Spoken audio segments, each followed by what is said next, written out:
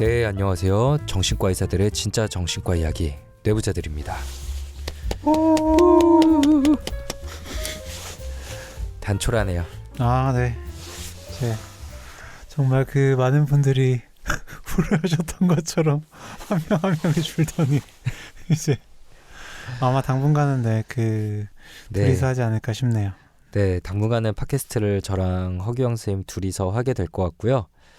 저희도 참 고민이 크지만 지금 저는 정말 팟캐스트의 명맥을 좀 이어나가고 싶다는 마음에 같이 해주시는 허규영 선생님 감사합니다.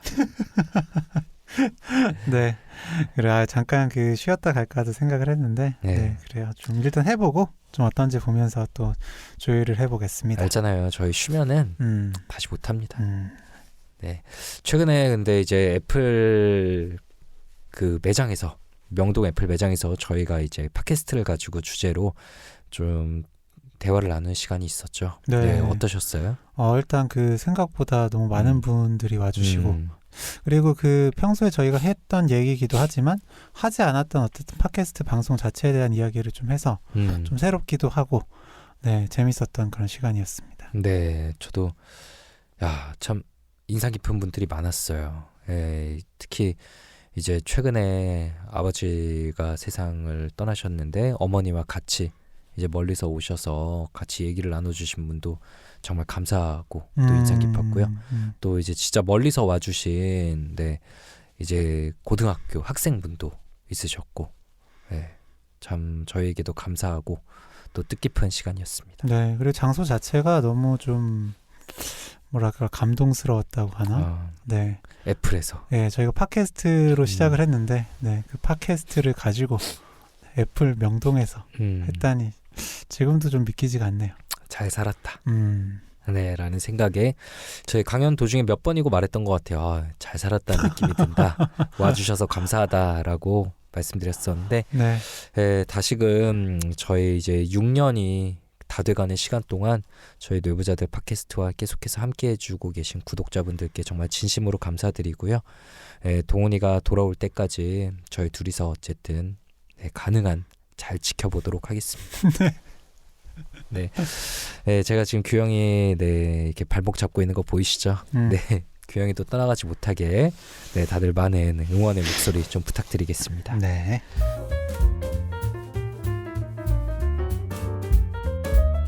네, 그러면 이제 오늘 본격적으로 방송을 시작해 보려고 하는데 그래도 짧게 저희 소개 드리고 시작해 보도록 하겠습니다. 네, 안녕하세요. 정신건강의학과 전문의 허규영입니다. 네, 안녕하세요. 저도 정신건강의학과 전문의 김지용입니다.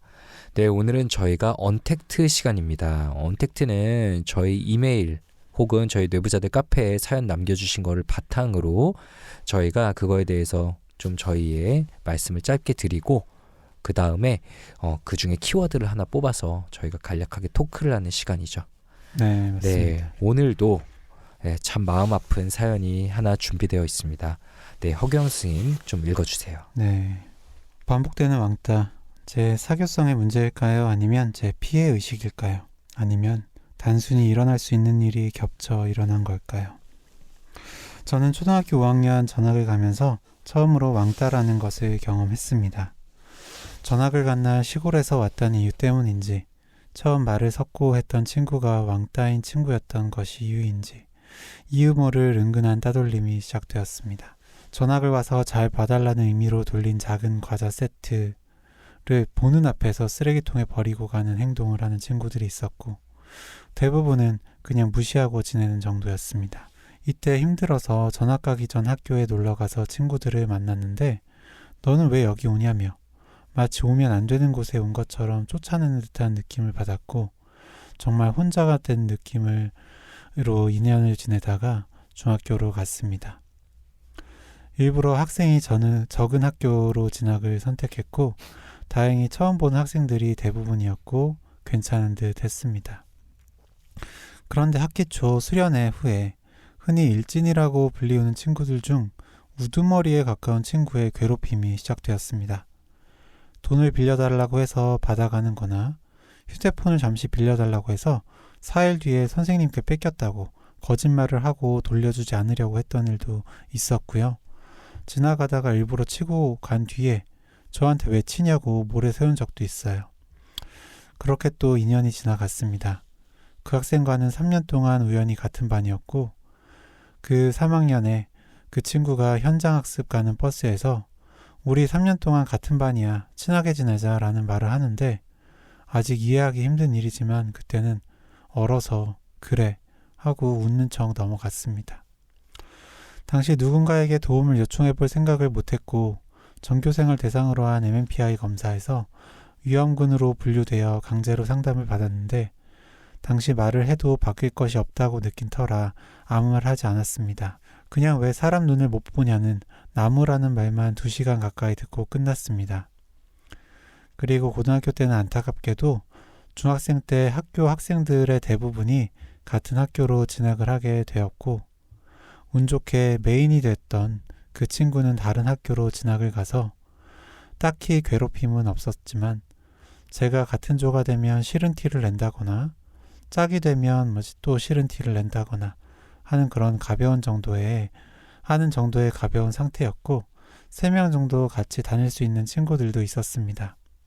그런데 졸업할 때는 그 친구들과도 틀어지게 되고 완전히 혼자인 상황으로 돌아왔습니다. 취업을 하고도 은근한 따돌림이 있었습니다. 10명이 안 되는 직원이 일하는 작은 회사였는데 3명의 직원은 같이 함께 온 동기로 섞이기 힘든 상태였고 다른 분들 중 2분도 친구 사이였고 그래서 뭔가 섞이기 어려운 상태였는데 누구도 먼저 말을 걸지 않고 말을 걸어도 단답뿐이라 따돌림인가? 라는 생각을 하기 시작했습니다. 시간이 지나고는 같이 프로젝트를 하면서 제가 잘하지 못하니까 따로 불러 네가 남자였으면 내가 밟았다 라는 말을 하기도 했습니다. 이후 시간이 흘러 회사는 많은 분들이 퇴사하면서 다른 분들과 친해지면서 생활을 하기는 했습니다.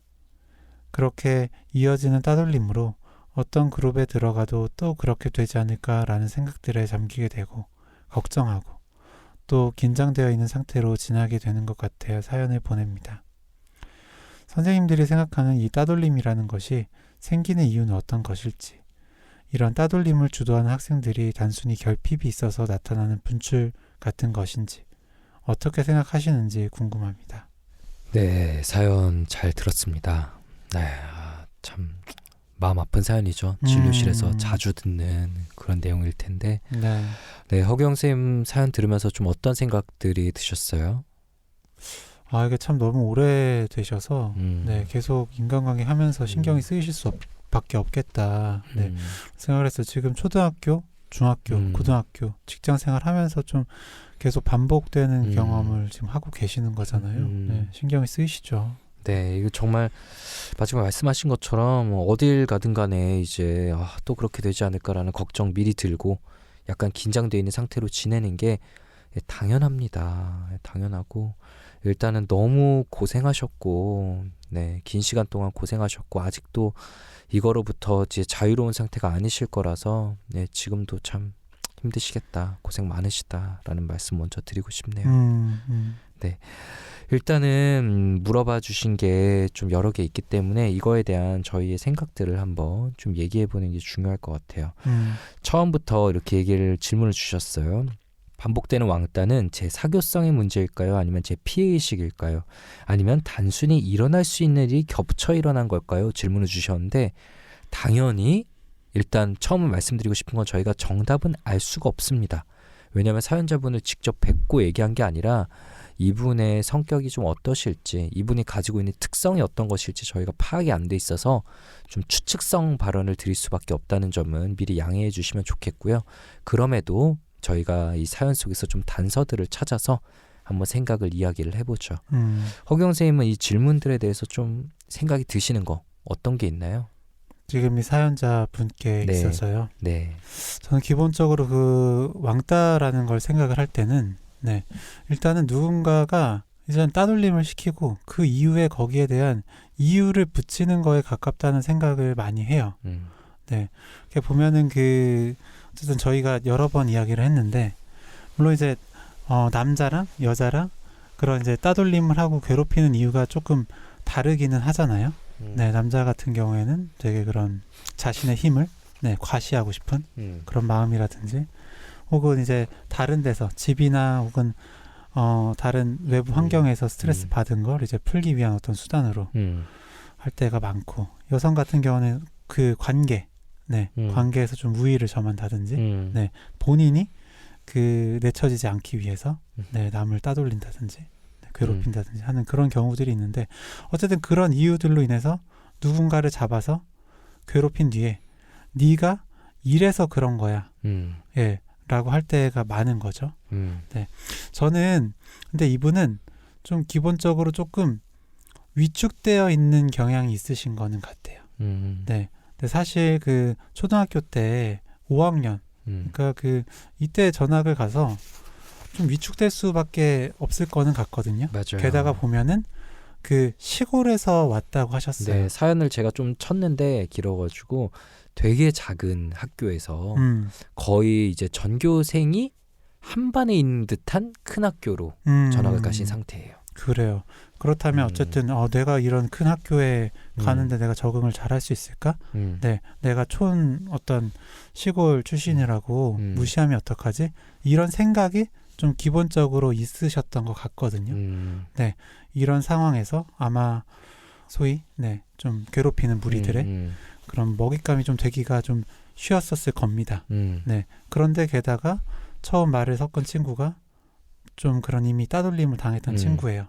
네, 그렇다고 하면 더더욱 그냥 이유를 붙여서 괴롭히기가 되게 쉬웠겠죠. 네. 네. 저도 비슷하게 생각을 하는데 이 아이들이 굉장히 잔인합니다. 아직 뇌의 충동 조절 능력 그리고 공감 능력을 담당하는 전두엽이 아직 덜 발달한 시기여서 사실은 동물 집단과 오히려 더 유사한 단계죠. 아이들이라고 그냥 무조건 착하고 밝은 게 아니라 이런 잔인한 면모도 동시에 가지고 있습니다. 충동이 조절이 안 되니까. 그래서 동물의 세계를 생각하면은 뭐냐? 힘의 논리가 사실 많이 적용되는 곳이잖아요. 약자를 보호해 주기보다는. 그래서 아이들 역시 더 약한 아이를 괴롭히면서 자신의 힘을 확인하려고 하는 성향이 있고, 그리고 또 약자를 괴롭히는 데서 오는 그런 쾌감을 느끼기도 하고, 또한 이 시기의 아이들 초등학교 고학년 중학교 때 이때는 또래 집단이 자기 마음속에서 굉장히 세상의 큰 부분을 차지하기 때문에 세상의 전부처럼 느껴지기 때문에 그렇게 느껴진다는 건 동시에 거기서 내가 밀려나면 어쩌지라는 불안을 가지고 있거든요.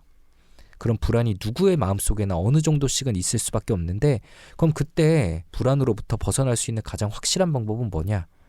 약자를 한 명 만들고 자기는 다수의 편에 속하게 되면 그 불안으로부터 자유로워질 수 있는 거죠. 제가 있으니까 나는 괜찮아 라는 식으로 다수가 이런 은근한 따돌림에 동참하게 되는 경우들이 많이 있습니다. 이거는 사실 인간이 발달하면서 그 시기쯤에 겪는 거의 대부분이 겪는 공통심리라 사실 들으시는 분들 중에도 생각해보면 나 역시도 그런 가해자들 중 하나였다라고 느끼는 경우가 굉장히 많을 거고요. 저도 뭐 완전히 자유롭다라고 솔직히 말할 수는 없을 겁니다. 생각해보면 제가 놀렸던 친구도 있고 저는 그냥 놀렸지만 그 친구에게는 굉장히 큰 아픔으로 됐던 걸 수도 있고, 네, 지금 보면 저도 후회되는 순간들이 많이 있죠. 예. 하지만 이거를 당연히 뭐 너도 그랬고 나도 그랬으니까 이거 다 괜찮은 거다라고 합리화할 수 있는 게 아니라 분명히 미성숙하고 나쁜 행동임에는 틀림없죠. 네, 이때 미쳐지는 이런 피해자들이 겪는 아픔은 이렇게 평생을 이어가기도 하고요. 근데 이게 참 저도 말씀드리면서 되게 조심스러운 게, 어쨌든 이렇게 그 따돌림을 당한 뒤에 이게 저의 사교성의 문제일까요? 그러니까 제가 잘못일까요? 라는 제 질문을 하시잖아요. 네, 되게 자책을 하기 쉬운 부분이라서 맞아요. 네, 말씀드리기가 더 조심스러운 것 같아요. 근데 이게 그러니까 어쨌든 기본적으로 동물의 세계와 가깝고, 네, 그러니까 약자라고 해서 괴롭히면 안 되는 건데, 네, 사실상 어떤 부분에서는 약자로 보였던 게 사실인 거죠. 맞아요. 네, 그래서 그럼 내가 약자였던 게 잘못이구나 라고 자책하실까봐, 맞아요. 네, 그게 또 걱정이 되기도 합니다. 네, 근데 진짜 누구나 자존감이 떨어지는 순간은 있고, 사람들마다 다 발달이 다르니까 취약할 수 있는 순간들은 있거든요. 근데 제가 또 이것도 가끔 말씀드렸지만 특히 아이들은 이런 상황에서 자신의 탓을 하는 경향이 있어요. 네, 나에게서 문제를 찾으면은 그나마 문제가 해결될 수 있다고 느끼는 거거든요.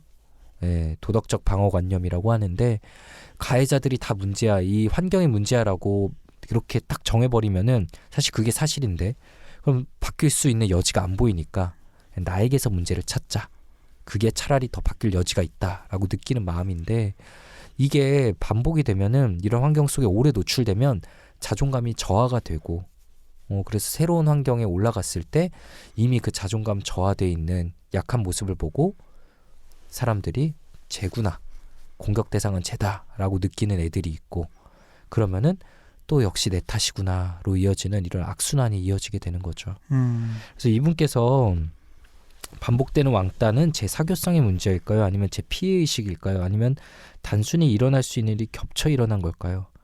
누구도 쉽게 얘기할 수는 없지만, 저는 개인적으로 어떻게 생각하냐면 처음에 불운한 환경이었다고 생각을 합니다. 그리고 그 불운한 환경에서 만들어진 이런 심리적인 요인들이 복잡하게 겹쳐서 그냥 이게 반복된 거다. 누구라도 빠질 수 있는 나쁜 굴레에 정말 운 없이 빠졌다라는 생각이 듭니다. 이분이 이때 힘들어서 전학 가기 전에 학교에 놀러가서 친구들을 만나는데, 넌 여기 왜 오냐 라면서 마치 오면 안 되는 곳에 온 것처럼 쫓아낸 듯한 느낌을 받았다. 그러니까 저는 이 상황을 한번 추측을 해보자면, 전에 친구들이 그냥 놀렸을 거라고 생각해요. 그냥 장난으로. 야, 너는 떠난 애가 여기 왜 와? 이러면서 놀렸는데, 이미 이때 자존감이 많이 낮아졌던 이분께서는 많은 기대를 하고 갔는데 돌아오는 반응에 더 크게 상처를 받으셨을 것 같아요. 그러니까 어른들이 보면 야, 너 뭐 이렇게 소심하게 이거 가지고 상처를 받아, 애들이 농담한 거지, 장난친 거지라고 할 수 있지만, 그 당시 어린아이의 마음에는 이런 게 비수처럼 꽂힐 수가 있는 거거든요. 맞아요. 이때만이라도 좀 힘을 받으셨으면 좋았을 텐데, 이미 그런 어떤 장난들, 그런 반응들을 그대로 받아들이기가 좀 너무 힘든 상태셨을 것 같습니다. 그리고 어쨌든 저는 이 사교성의 문제일까요? 라고 하셨는데, 기본적으로 사교성은 오히려 사교적이고 괜찮지 않으실까? 라는 생각을 하긴 합니다.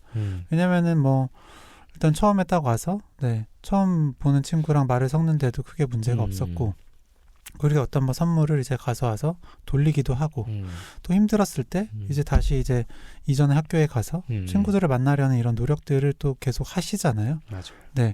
이런 걸 보면 사교성 자체에는 크게 일단 문제가 없지 않으실까? 그런 생각을 좀 합니다. 네, 저도 비슷한 생각이 들어요. 네, 정말. 그런데 너무 안타까운 건, 진료실에서 이런 따돌림 경험이 있는 분들이 정말 성인이 된 뒤에도 그 시기에 아직 마음이 사로잡혀서 나오지 못하는 경우들이 진짜 많거든요.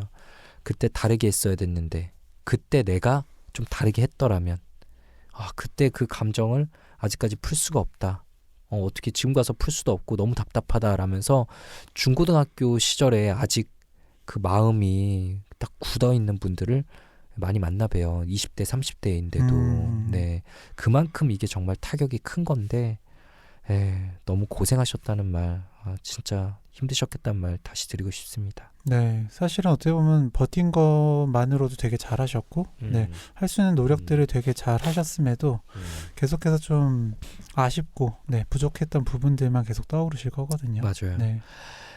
고등학교 때 이렇게 얘기를 하시잖아요. 이게 3명 정도 같이 다닐 수 있는 친구들이 있었는데, 그런데 친구들과도 틀어지게 되고 졸업할 때는 완전히 혼자인 상황으로 돌아왔다. 어떤 분들은 봐, 네가 문제야 라고 얘기하실지도 몰라요. 그리고 그럴 가능성이 아예 없다고는 우리가 뵌 적이 없으니까 얘기할 수가 없죠.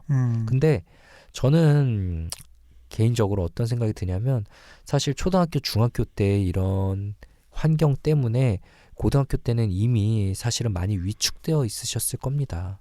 그래서 3명의 친구들과도 같이 다닐 때 아마 뭔가 더 뭔가 자연스러운 대인관계를 맺는 건 되게 힘드셨을 거예요. 눈치를 보거나 그래서 위축돼 있거나 아니면 이 위축돼 있는 걸 숨기고자 과도하게 나서는 모습을 보이거나 보통은 그렇게 둘 중 하나로 많이 이어지게 되거든요. 그런 부자연스러운 모습을 아이들은 좀 뭔가 얘가 이러니까 이렇게 했구나. 그래 아유 힘들었겠다라고 받아줄 수 있는 그런 마음의 여유나 그걸 읽을 수 있는 능력이 없습니다. 아까도 말씀드렸지만 아이들은 동물의 세계거든요. 그냥 얘 왜 이래? 얘 힘들어. 얘 짜증나. 이러고 좀 그냥 거리를 뒀을 거예요. 맞아요. 네. 여기 보면 이제 반복적으로 뭔가 같은 조가 된다든지 짝이 된다든지 하면 싫은 티를 낸다라고 하시잖아요. 아마 항상 친구들이 나랑 같이 있는 거 싫어하지 않나? 이런 생각들을 좀 계속 하셨을 것 같고요. 맞아요. 네, 이런 3명의 친구들과도 아주 완전히 동등한 친구 관계는 아니었을 수 있겠다. 네. 저도 그런 생각이 들었습니다. 이런 과거 때문에 눈치를 많이 보고 생각이 지나치게 많아지신 분들은 진료실에서도 비슷한 얘기 하시거든요. 선생님 그때 기분 나쁘셨던 것 같다. 근데 저는 진짜 그런 적 하나도 없는데. 맞아요. 네. 이렇게 생각이 과도하게 많아지신 상태에 있지 않으셨을까. 네, 이럴 때는 이제 어른이 도와줘야죠. 아니면 정말 뭐 이런 이렇게 힘들 때 진짜 소울 프렌드가 될 수 있는 서로 위로가 될 수 있는 친구가 생기거나 아니면 진짜 어른이 도와줬어야 되는데 저는 이 상담 선생님 진짜 누구셨는지 몰라도 네. 정말 뒤통수를 한 대 갈겨주고 싶네요. 그러게요. 그러니까 왜 사람 눈을 못 보냐라고 혼내는 말만 2시간 들으셨다는 거잖아요. 네. 네. 이게 말이 되나요? 진짜 안타깝습니다. 네, 사람 눈도 못 쳐다볼 정도로 좀 위축되고 힘든 상태라는 걸 좀 이해를 해주고, 네, 이유를 좀 들어줬으면. 하여튼 그 좀 바뀔 수 있는 그런 포인트들이 있는데, 네, 좀 잘 되지 않았던 게 이분께 너무 안타까운 그런 점인 것 같아요. 네. 마지막으로 이제 취업하고 나서의 상황도 한번 생각을 해보죠. 네. 네. 저는 이 역시 개인적으로 여태까지 했던 얘기와 비슷하게 생각을 하는데, 이게 제가 이렇게 말씀드릴 수 있는 이유는 뭐냐면 저나 규영이나 사실은 이제 따돌림 피해자분들을 저희는 진짜 많이 만나잖아요. 그래서 그분들이 가지고 있는 사고방식의 공통점을 그래도 좀 이제 체감해서 알고 있거든요. 그분들이 이제 회사에 들어갔을 때 보이는 되게 큰 특징은 뭐냐면 거기서 좀 너무 좋고 이상적인 인간관계를 만들려고 애씁니다. 사실은 직장은 직장 동료들이 있는 곳이고 그래서 대인관계에서는 사실 크게 기대한다기보다는 그냥 돈 버는 곳이고 이제 퇴근 후에 내 삶을 만드는 것에 주력하시는 경우들이 더 많은데 대인관계에 대한 결핍이 있어서인지 거기서도 잘 지내야 된다라는 그 주제에 좀 포커싱되어 있는 경우들이 많아요. 그러면은 그냥 당연히 대면대면한 관계가 어떻게 보면 디폴트 값일 수 있는데 이거 역시 내 문제로 보일 수 있는 거죠. 저 사람과 못 섞이는 거는 이것도 따돌림인가? 쟤네끼리는 잘 지내는데 이거 뭐지? 네, 네가 남자였으면 내가 밟았다. 이 말은 사실은 좀 이런 성격 더러운 사람이라면 어느 직장에서든 나올 수 있는 말입니다. 네, 저는 뭐랄까 이 대인관계에서의 결핍 그리고 스스로 위축되어 있는 모습들이 이 부자연스러운 면을 역시나 여기서도 노출하게 됐을 거고 그거를 좀 다른 사람들이 보기에는 잘 못 받아들이거나 아니면 그냥 별 생각 없는데 혼자서 생각이 너무 많으셨던 건 아닌가 이런 생각이 듭니다. 네, 저도 그렇게 생각을 하는 게 누구도 먼저 말을 걸지 않고 말을 걸어도 단답뿐이라 따돌림인가라는 생각을 하셨잖아요. 제가 볼 때 이 회사에서는 그냥 이런 분위기였을 것 같아요.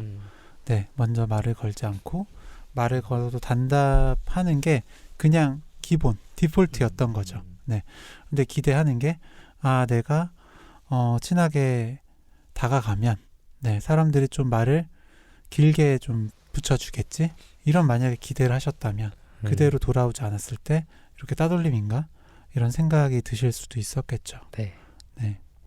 어쨌든 이후에도 보면은 많은 분들이 퇴사하고 나서 새로 들어온 사람들과는 또 친해지면서 생활을 하긴 하셨다. 네. 라는 이런 포인트를 보면은 어쨌든 그런 아마 새로 들어온 사람들 앞에서는 덜 위축되셨을 거거든요. 네네. 네. 아마 그런 상태에서 편안하게 좀 관계를 맺으셨을 때는 이런 사교적인 부분에 있어서 또 큰 문제가 없으셨던 것 같다. 네, 그렇게 느껴집니다. 네, 저희가 추측하는 이분의 이제 심리, 왜 그랬을까에 대해서 좀 얘기를 나눠봤는데요. 허경 선생님께서는 이분께 만약 좀 지금 상태에서 할 수 있는 조언을 드리고 싶다면 어떤 부분이 있을까요? 본인 문제가 아니시다. 네, 그리고 혹시 있다 하더라도 네, 여러 가지 어떤 그 부분들을 봤을 때 크지 않으시다. 네, 그리고 본인이 잘 해왔던 부분이 있으시니까 네, 좀 더 편하게 하셔도 될 것 같다. 네, 근데 저는 이 관계에서 편하게 하는 게 되게 중요한 것 같아요. 네. 네, 그러니까 그 힘을 주는 건 알아요. 네네. 네, 그러니까 과도하게 친절하다든지, 네, 그렇죠. 네, 아니면 과도하게 뭐 좀 거리를 두는 것 같다든지, 뭐 이런 것들을 사람들은 되게 오히려 네. 잘 캐치합니다. 그렇죠. 네, 그래서 편안하게 계시는 거, 네, 그러니까 내가 잘못이 아니니까, 네, 좀 편안하게 있어도 돼 이 생각을 좀 많이 하셨으면 좋겠어요. 네, 저도 이제 제가 대인관계에서 힘 좀 빼셔야 된다라고 진료실에서 말씀드렸던 몇몇 분들의 얼굴이 그냥 겹쳐서 떠오르거든요. 저도 자주 말씀드렸던 게 대인관계는 좀 수영이랑 비슷한 것 같다라고 말씀을 드렸었어요. 수영 잘하려고 물에 뜨려고 힘 주면 잠기잖아요. 몸에 힘 빼야지 자연스럽게 뜨고. 대인관계는 정말 그런 것 같습니다. 규영이 말한 거랑 전 똑같이 생각해요. 힘 주면 알아요. 부자연스러워 보이고 사람들은 왠지 그거를 좀 피합니다. 네, 그냥 인간의 좀 특성인 것 같아요. 네, 근데 이 힘 빼야 된다. 저도 진료실에서 몇십 번에 걸쳐서 말씀드렸지만 이게 정말 어려운 과정이고 잘 안 됩니다. 게다가 이게 나 때문일 거야, 나 때문이었어 라는 생각, 그리고 거기서 비롯된 혹시라도 낮은 자존감이 겹쳐있는 상태에서는 더더욱 잘 안 되실 거예요. 그래서 저는 저희가 기승전 상담으로 가는 거를 좀 피하고자 하지만 그래도 꼭 상담을 받아보셨으면 좋겠습니다. 지금 나이가 얼마나 되실지는 모르겠지만 그래도 분명히 살아오신 것보다 훨씬 더 긴 시간을 이제 지내시고 또 친밀한 대인관계들을 앞으로 만들어 나가셔야 될 텐데 과거가 더 이상 발목을 잡지 않으셨으면 좋겠거든요. 그래서 상담을 통해서 그럼 이런 상처가 완전히 깨끗이 씻길 수 있냐? 그건 또 아니죠. 과거는 없어질 수 없는 그냥 있었던 거니까 완전히 사라질 순 없지만 그래도 과거의 상처를 좀 희석하고 새롭게 덧칠하는데 분명히 도움이 되실 거거든요. 예, 과거에 또 이 상담과 관련된 안 좋은 기억이 있어서 꺼려지시겠지만 좀 좋은 상담사분을 만나셔서 새롭게 대인관계 맺는 그런 경험을 좀 해보셨으면 좋겠습니다. 네. 그리고 이게 노력으로 힘 빼는 게 되게 어렵다라고 하시면은 그런 좀 긴장되는 자리들은 약 좀 드시고 가시는 것도 저는 괜찮을 것 같거든요. 네. 그래서 약을 복용을 하고 이게 좀 힘 빠진 느낌이구나 라는 거를 아시면 네, 나중에 약이 없이도 좀 하실 수도 있으니까 상담에 더불어서 네, 약을 조금 써보시는 것도 네, 나쁘지 않을 것 같아요. 네, 그러면 저희 이제 사연자분에게 말씀드린 거에 이어서 키워드 토크 시간입니다. 오늘 키워드 토크는 따돌림으로 한번 얘기를 해보려고 해요. 네. 네. 저희 전에 따돌림으로 얘기한 적이 있었나요? 저는 규영이 막 얘기도 들었던 게 기억나기도 하고 이래가지고 제가 따돌림을 당했던 경험. 네. 여기서 들었나 딴 데서 들었나 뭐 우리가 얘기를 워낙 많이 했으니까 네, 뭐 해도 또 할 수도 있죠. 그럼요. 네. 네. 한번 좀 어떤 얘기들을 해볼 수 있을까요? 따돌림. 근데 이 따돌림이라는 게 성인이 돼서 누군가를 따돌리거나 따돌림을 당하거나 혹시 그런 걸 보거나 경험을 하거나 그랬던 적이 있으세요? 성인이 돼서? 네, 성인이 돼서. 그쵸. 있죠. 있습니다. 병원에서도 좀 봤던 기억이 있고. 네. 그쵸. 그 같이 일하시는 분들끼리. 네, 그쵸. 근데 또 뭐라 그럴까? 피해자는 그러면은 완전 무결하고 뭐 순결한데 가해자들이 다 나쁜 거냐? 또 세상이 흑백 논리로 얘기할 수는 없으니까 실제로 좀 미성숙하거나 너무 이기적인 모습을 보여서 따돌림 받는 경우도 있는 것이 사실이고요. 근데 또 그런 사람이 있다고 해서 피해자들을 아까 규영이가 말한 것처럼 다 일단 피해자를 만들어 놓고 나중에 이유를 붙이는 식으로 마녀 사냥하는 건 또 옳지 않은 일이고 케이스마다 참 복잡한 것 같습니다. 그러게요. 근데 어쨌든 이 따돌림이라는 건 어쨌든 되게 능동적인 그런 액티브한 행동이잖아요. 네. 그 뭐랄까? 우리가 어떤 마이너리티, 소수자들을 볼 때도 네, 직접적으로 되게 비난하거나 공격하거나 그러진 말고 차라리 그 본인의 마음에 들지 않더라도 그냥 무시하고 맞아요. 네, 그냥 넘어가라고 하잖아요. 마찬가지로 마음에 안 드는 사람이 있을 수 있죠. 네. 그렇다 하더라도 이렇게 직접적이고 능동적인 따돌림이라는 행위는 네, 하면 안 되는 거 아닌가. 그렇죠. 네. 그러니까 친하게 지내지 않을 수는 있잖아요. 네. 그러니까 좀 무시하거나 네, 외면할 수는 있는데 네, 적극적으로 뭐 몰이를 지어서 네, 소외시키고 따돌림 이거는 사실 직장에서도 직장 내 괴롭힘에 해당되는 거니까 네, 괴롭히는 건 안 된다. 네. 그렇죠. 안 되죠. 그러니까 다르면 그냥 다른 건데 나랑 다른 건 나쁜 거야 라고 생각하는 거는 어린아이의 심리거든요. 나랑 다른 건 나쁜 게 아니죠. 그러니까 나랑 다른 건 나쁜 거다라고 느끼는 거는 아까도 말씀드렸지만 동물의 심리거든요. 왜냐면 자기 종족만 살아남아야 되고 나머지는 경쟁자니까 없애버려야 되는 그런 진짜 어린아이의 심리인 건데 그게 성인이 돼서까지 작용되면은 진짜 참 네, 답이 없는 거고. 그런데 사람들의 마음은 생각보다 다들 뭐라 그럴까? 갈대와 같습니다. 바람이 이쪽으로 불면 다 같이 슉 이러고. 그래서 이제 막 병원에서도 태움이란 게 있다고 하고 다들 누가 누구를 괴롭히면은 그냥 뭔가 이렇게 다 같이 은연중에 침묵하고 동조하는 경우들이 좀 있잖아요. 다 같이 쏠릴 때 거기서 야 이건 아니야 노 라고 말하는 거는 사실 또 엄청나게 어려운 일이라 네, 그렇게 쉽지가 않죠. 그러게요. 하여튼 따돌림 이야기를 하면 저도 뭐 지용이 형은 전에도 얘기를 했지만 그 나름 좀 따돌림 당했던 그런 기억들이 항상 떠올라요. 네, 이건 뭐 평생 가지 않을까? 네, 저도 진짜 위기의 순간이 있었는데 그 위기의 순간은 아마 평생 떠오를 것 같아요. 네. 저는 생각을 해보면 특히 이제 초등학교 저학년 때는 왠지 모르겠는데 그렇게 좀 위축되어 있는 아이였어요. 그래서 아버지도 너 왜 이렇게 그렇게 그 어깨를 굽히고 있어? 혹은 왜 이렇게 땅바닥만 봐? 라고 했는데 되게 그렇게 그 어깨를 편다든지 네, 고개를 들고 걷는다든지 하는 게 되게 부끄럽더라고요.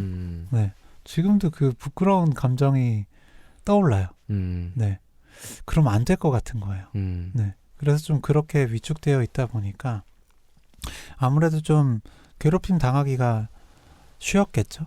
네, 그래서 괴롭힘을 당했는데 괴롭힘 당한 건 또 부끄러운 일이니까 누구한테 이야기하기도 되게 어렵고. 네, 그래서 그게 약간 저도 피해 의식처럼 좀 쌓여 있었죠. 네, 그나마 저한테는 좀 다행이었던 거는 단짝 친구가 있었다는 거였던 것 같아요. 네, 그래서 집이 가까워서 매일 좀 같이 학교에 가고 돌아오고 할 수 있는 친구가 있었고, 네, 그런 친구가 실제로 좀 제가 뭔가 좀 억울한 일을 당할 때 좀 도와주기도 하고, 네, 그런 경험이 아니었으면 되게 좀 계속 초등학생 내내 위축돼서 지냈을 것 같아요. 이야, 은인이네요. 네, 네. 근데 저의 그 피해의식이 지금도 좀 떠오르는 게, 저 초등학교 때 그 축구할 때 해주지 않았나요? 축구를 하는데, 그때는 이제, 볼 잘 차는 친구부터 공격수예요. 맞아, 그치. 그래서 이제 그 미드필더, 수비수, 제일 못하는 골키퍼. 사람이 골키퍼인데, 저는 대부분 키퍼를 했습니다. 네. 그런데, 그래도 이제 방과 후에, 뭐, 사람이 이제 많지 않을 때, 이제 저도 이제 키퍼 안 하고 막 하고 그랬는데, 패스를 안 주는 거야. 네. 그런데, 아마 이것도 걔가 정말로 저를 무시해서 패스를 안 한 건지 아니면 제가 워낙 그쪽에선 안 해봤으니까 자리를 못 잡아서 패스를 안 준 건지 모르겠는데 너무 억울한 거예요. 그래서 얘가 나를 무시해서 패스를 안 하는구나 라는 생각을 저는 한 거죠. 그래서 되게 약간 싸웠어요. 싸웠어. 근데 저는 물론 이제 제가 이제 뭐 그 친구도 정확히 어떤 마음에 한 건지 모르겠고 제가 싸운 걸 다 잘했다고 생각하진 않지만 나름 싸운 게 나쁘지 않았던 것 같아요. 저는 지금 잘했다고 말하려고 그랬어요. 네. 잘한 거다. 그래서 한 번, 두 번 그렇게 목소리를 내니까 맞아요. 네. 그게 좀 어떤 자신감이 되고 네. 좀 덜 위축되면서 그 관계를 맺을 때 좀 더 동등하게 좀 맺을 수 있었던 것 같거든요. 화가 날 때는 화를 내야지 애들이 쟤는 건드리면 안 되겠구나라는 생각을 해요. 함부로 대해서는 안 되겠구나. 그러니까 왜냐하면은 이게 아까도 말씀드렸잖아요. 동물의 세계라고. 동물의 세계에서 제일 중요한 건 뭐냐? 생존이거든요. 그래서 동물들이 리스크가 될 수 있는 행동은 안 해요. 예. 동물 노려도 애기 동물만 노리잖아요. 자기가 분명히 초식 동물 중에 성인도 공격할 수 있음에도 불구하고 그 어린 동물을 노립니다. 왜냐하면 뭐 그 얼룩말한테 갔다가 이렇게 한번 뒷발길질에 채워가지고 자기 갈비뼈 부러지면 자기도 죽으니까 무조건 약한 애만 노리는 거거든. 아이들의 세계도 똑같아요.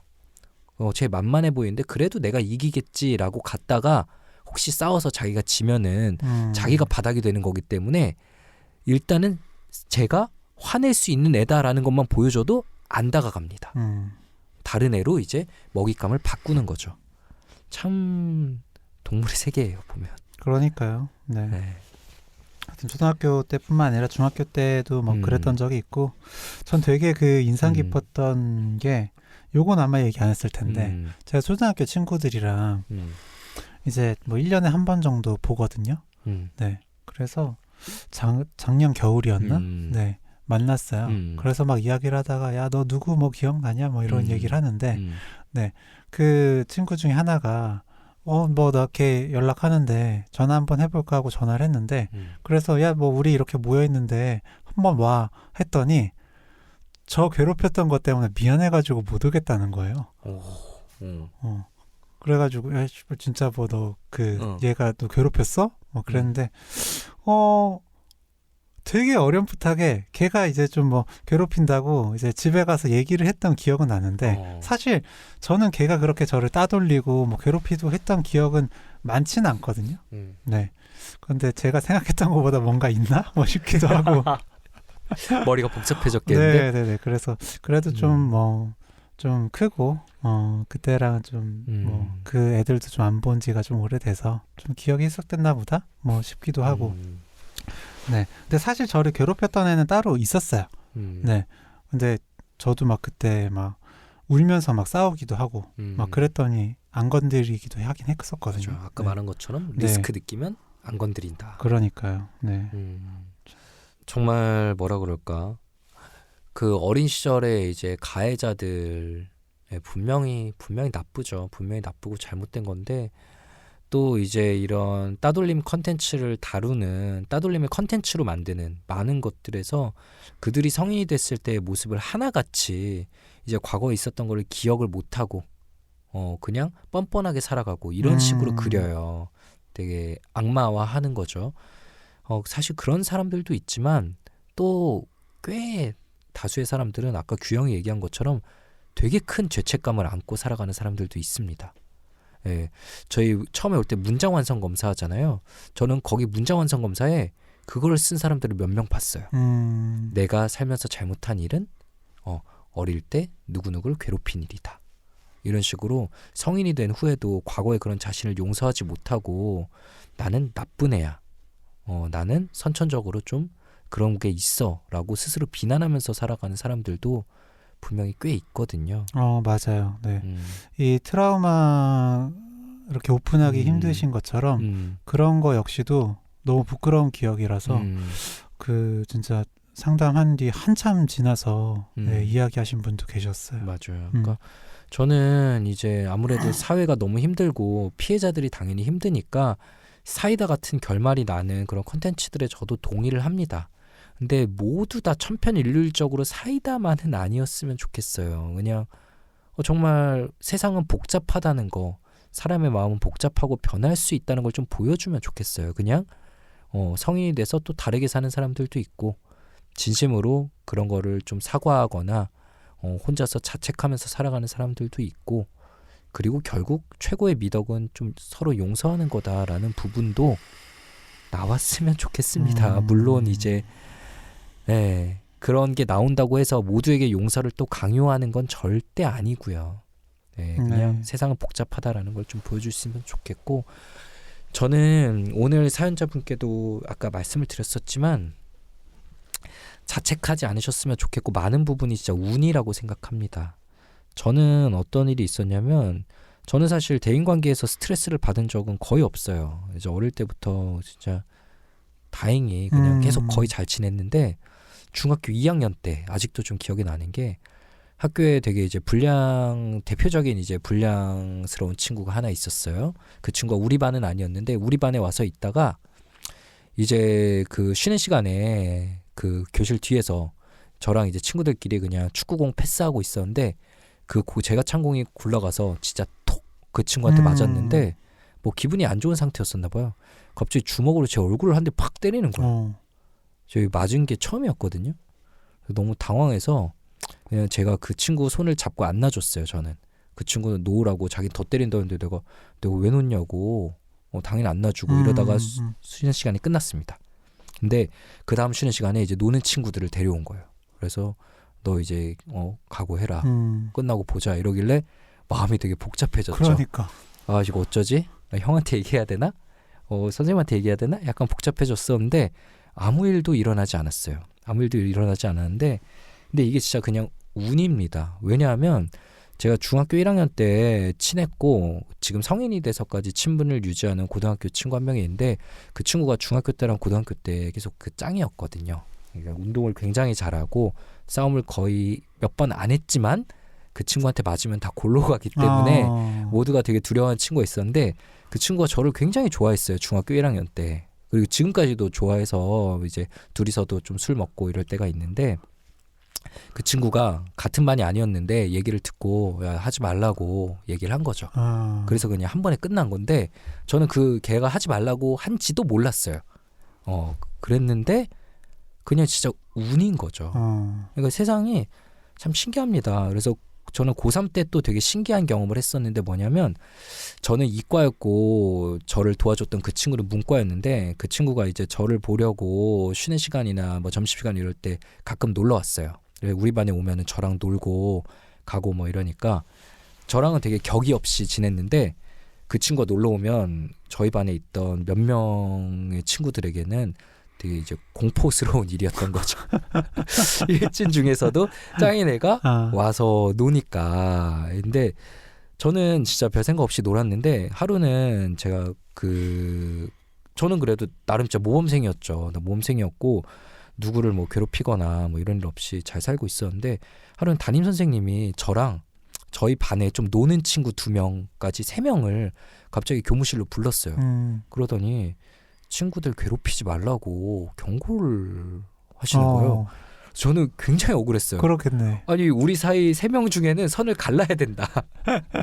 얘네 둘은 좀 그런 리스크가 있는 애지만 나는 진짜 아니다라는 너무 억하심정으로, 아니 왜 선생님 저를 불러가지고 그러시냐라고 했더니 이렇게 그 투고 같은 게 들어왔다는 거죠. 괴롭히는 친구 명단에 제가 있다고. 웬일이야. 그래서 저는 너무 억울해서, 사실 요즘 시대였으면 이게 또 뭐 학생부 같은 데 쓰여가지고 어디 뭐 대학에 못 갔을지도 모르는 일이에요. 심지어 진짜로 괴롭힌 적이 한 번도 없는데. 그러니까 저는 진짜 많은 면이 저 운이라고 생각을 해요. 제가 우연히 친해진 친구 한 명이 저를 이런 따돌림 당할 수 있는 리스크에서 저를 보호해 줬던 거고, 제가 만약 그때 그 친구와의 친분이 없었다면 그 뒤에 제 인생이 어떻게 꼬였을지는 사실은 전혀 모르는 거잖아요. 진짜 운이고, 저는 운이 좋았던 거에 감사해야 되는 거고, 운이 아쉽게도 운이 나빴던 것뿐이지, 오늘 사연자분께서는 다시금 너무 본인 탓이라면서 자책 안 하셨으면 좋겠고, 이런 생각이 듭니다. 아, 그러게요. 네, 운이 좋았네요. 네, 지금 갑자기 또 감사한 마음이 드네요. 네. 근데 형은 혹시 사회가 더 고도로 발달하고 교육을 잘 받는다면 따돌림이 없어질 수 있다고 생각을 하나요? 저는 불가능하다고 생각합니다. 네. 저는 그렇게 생각해요. 어떻게 생각해요? 저도 불가능하다고 생각해요. 네. 아무리 교육을 잘 받아도 그 교육을 사실 받아들일 수가 없죠. 네. 받아들이기 힘든 사람들이 있고요. 그리고 능력이 부족한 사람도 있고요. 그리고 또 아까 일부에서도 잠깐 얘기했지만 이게 본인이 가정폭력 희생자인 경우들이 또 되게 많습니다. 가해자들이. 그러니까 그들이 보고 자란 거에서는 기분 나쁘면 때리는 게 디폴트 값인 거예요. 집에선 이러던데 당연히 때리고. 근데 집에서 폭력이란 거는 전혀 경험하지 못하고 그런 걸 세상에서 경험하지 못하고 이제 어린 양처럼 자랐던 친구들은 그걸 보면은 적극적으로 저항을 할 수가 없고 이런 상황이 벌어지게 되는 거죠. 맞아요. 네. 줄어들 수는 있지만 없어지긴 되게 어려울 것 같습니다. 근데 그렇다고 해서 이제 없어지지 않으니까 노력이 의미 없다가 아니라 최대한 줄이려는 노력을 해야죠. 그렇죠. 예, 그리고 오늘 사연에서 제일 아쉬운 점, 제일 나쁜 점은 그 상담 선생님이죠. 저는 그 상담 선생님이 가해자 어린이들보다도 더 나쁘다고 생각합니다. 네, 어른인데 네, 능력이 안 된 사람이 왜 그 자리에 있었던 건지 참 답답하고 네, 어른들이 할 수 있는 그런 좀 예방할 수 있고 혹은 이미 일어났더라도 치유할 수 있는 환경을 만드는 데 좀 주력을 해야겠죠. 네, 오늘은 저희가 이제 반복되는 왕따로 좀 힘들어하신 분의 사연을 소개해봤고요. 이어서 키워드 토크에서는 따돌림에 대해서 한번 이야기를 해봤습니다. 저희가 짧게나마 드린 조언이 따돌림으로 정말 긴 시간 동안 힘드시고 자책하셨던 분의 마음에 좀 도움이 되셨으면 좋겠고요. 아마 오늘 저희 방송을 들으시는 분들 중에도 과거에 있었던 힘든 기억이 아직 발목 잡고 있으신 분들께는 정말 당신의 탓이 아니다. 그냥 어린 시기에 일어난 불운한 일이었을 뿐이고 그것으로 자책을 하지 않으셨으면 좋겠다라는 말씀을 또 한 번 드리고 싶습니다. 네, 그러면 저희는 다음에 더 유익하고 흥미롭고 따뜻하고 재미있는 이야기로 다시 돌아오도록 하겠습니다. 감사합니다. 감사합니다.